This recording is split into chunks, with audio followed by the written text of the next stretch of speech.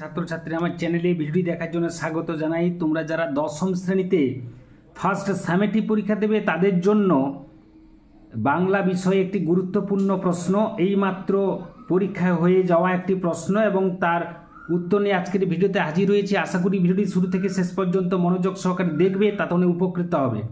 তো চলো এবার শুরু করা যাক। প্রথম প্রশ্ন রয়েছে 1-1। তপনের মনে হয় আজ যেন তার জীবনের সবচেয়ে দুঃখের দিন হবে। সঠিক উত্তর। পরবর্তী প্রশ্ন 1-2 দাগে পাড়ায় পাড়ায় মন্দিরে বাজছিল। মন্দিরে কি বাজছিল? উত্তর হবে পূজার ঘণ্টা বাজছিল। পরবর্তী প্রশ্ন 1-3 দাগে বছরগুলো মাথার উপর নেমে এসেছিল। পাথরের মতো না, দুঃস্বপ্নের মতো না, নির্ঝরণীর মতো না, তরঙ্গের মতো? সঠিক উত্তর হবে পরপর পাথরের মতো বছরগুলো নেমে এসেছিল। 1-4 দাগে প্রশ্ন শিশুদের সব পড়ে আছে কোথায়? অনেক দূরে না কাছেই না দূরে কাছে না অল্প দূরে? সঠিক উত্তর হবে শিশুদের সব পড়ে আছে কাছে দূরে। বই লাইনটা এরকম ছিল, আমাদের শিশুদের সব পড়ে আছে কাছে দূরে। 1-5 দাগে প্রশ্ন ওস্তাদ কলমবাজদের ইংরেজিতে কি বলে?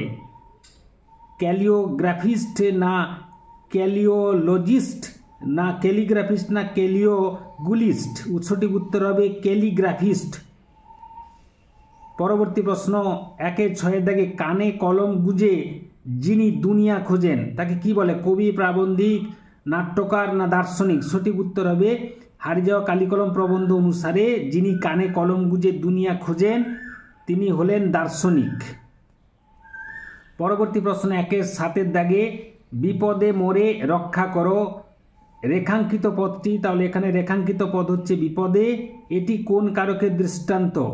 করণ কারক না নিমিত্ত কারক না অপাদান কারক না কর্মকারক? সঠিক উত্তর হবে অপাদান কারক। বিপদে মোরে রক্ষা করো এটি অপাদান কারকের দৃষ্টান্ত। অপাদান কারকে এ বিভক্তি।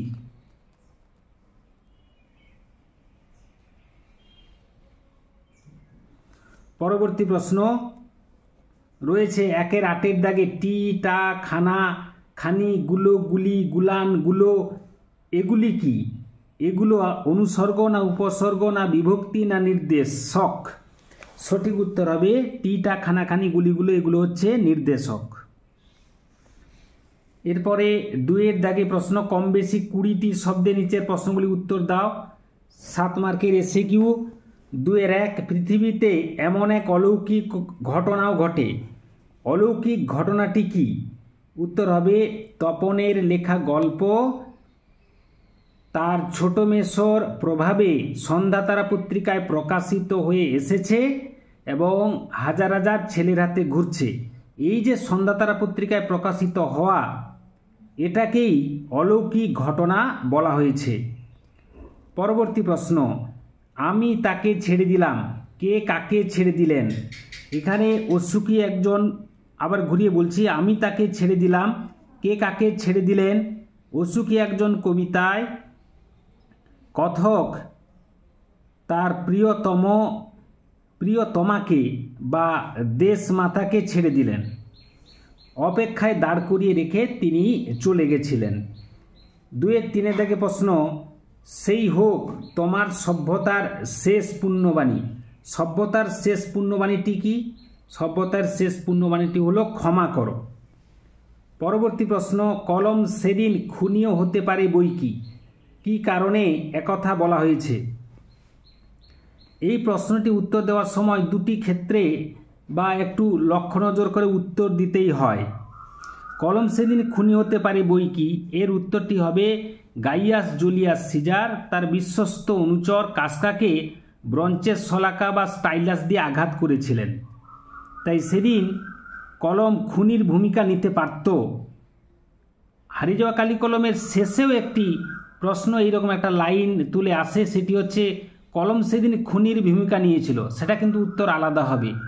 সেটি হবে ত্রৈলোক্যনাথ মুখোপাধ্যায়ের বুকে অসাবধানতাবশত নিবের কলম ফুটে গিয়ে তিনি মারা গেছিলেন।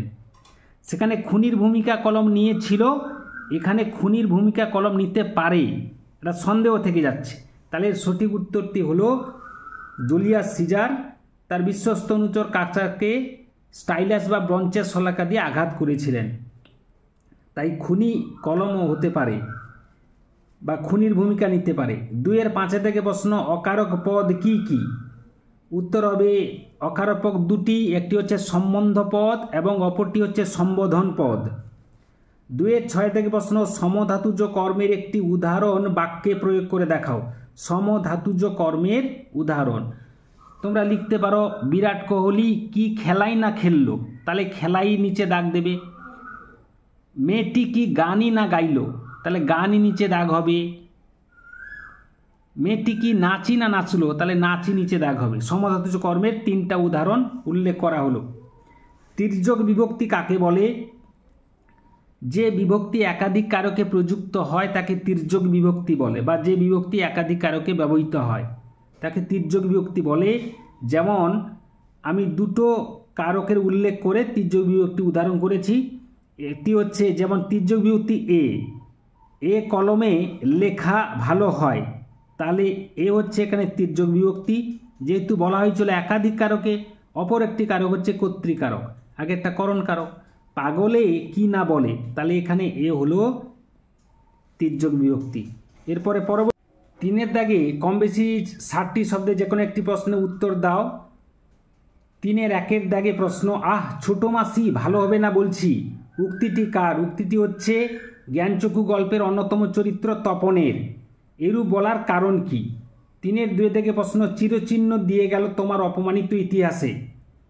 অপমানিত ইতিহাসটি সংক্ষেপে লেখো। অর্থাৎ ইউরোপীয় সভ্য সাম্রাজ্যলোভী রাষ্ট্রগুলোর প্রতিনিধিরা কী রূপে আফ্রিকার বুকে অত্যাচার লীলা চালিয়েছিল সেটি তুলে ধরতে হবে। 3-এর দাগে প্রশ্ন, আমরাও তবে এই মুহূর্তে মরে যাব নাকি? আমরা বলতে কাদের কথা বলা হয়েছে? আমরা বলতে যুদ্ধপীড়িত বিপদগ্রস্ত সাধারণ মানুষের কথা বলা হয়েছে।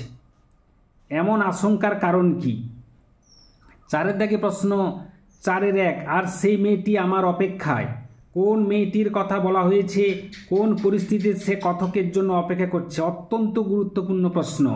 যেহেতু 2025 সালে মাধ্যমিকে আফ্রিকা থেকে একটি 5 মার্কের প্রশ্ন এসে গেছে, সেহেতু অসুখী একজন এবং আয়ারও বেঁধে বেঁধে থাকি কবিতা দুটো অত্যন্ত তোমাদের 2026-এর জন্য গুরুত্বপূর্ণ হতে চলেছে। তাহলে 4-এর 1-এর দাগে প্রশ্নটাও গুরুত্বপূর্ণ এবং 4-এর 2-এর দাগে প্রশ্নটাও গুরুত্বপূর্ণ। আয়ারও বেঁধে বেঁধে থাকি কবিতায় কবি মানুষের অস্তিত্বের সংকট কিভাবে ব্যক্ত করেছেন আলোচনা করো। 5-এর দাগে রয়েছে 5-এর 1, গল্প ছাপা হলে যে ভয়ঙ্কর আহ্লাদটা হবার কথা সে আহ্লাদও খুঁজে পায় না।